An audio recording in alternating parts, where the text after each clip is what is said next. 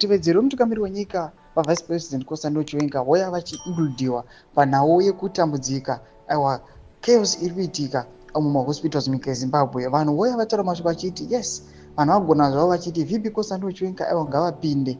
But panguva ino pari kuonekwa kunze, right now as we are seeing the situation iri mumahospitals, chimbofungai kuti VP Kosano Chiwenga vaimbova minister ikoko. Sambena mashoko atiri kuona kuti aiwa vanhu bata panopisa pachinobvondoka chaipo chaipo vachiti ZANU-PF aiwa I don't expect something chiri better from them. Don't go subscribe or like on the bell icon. Tananga takapinda muChange Radio vanoposta this picture ramuri kuona aiwa nema big features at the ruling party ZANU-PF vamuri kuona mudonyera chiti the general is keeping up appearances.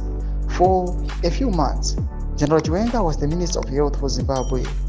Command healthcare has been in failure. Anything ZANU-PF is touched has failed. Zimbabwe's hospitals have become death traps under ZANU-PF's watch. There are no medicines or surgical supplies in our hospitals. Thanks to 45 years of mismanagement, ZANU needs to let go. No more Rigananda in our procurement and the tender processes. It is that simple. General Chiwenga can keep up appearances as president all he wants. The reality is that he is no different from Mr. Mnangagwa. ZANU-PF is the problem. We need medicines in our hospitals. What happened to NATFA?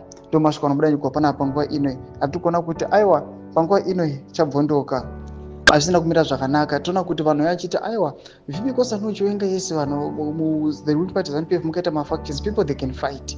Uchioneka kunzi kuna umwe ari kufighta for 2030 vamwe vachiuya vachiisa a detriment to it vachiti aiwa we are not pushing for that vision.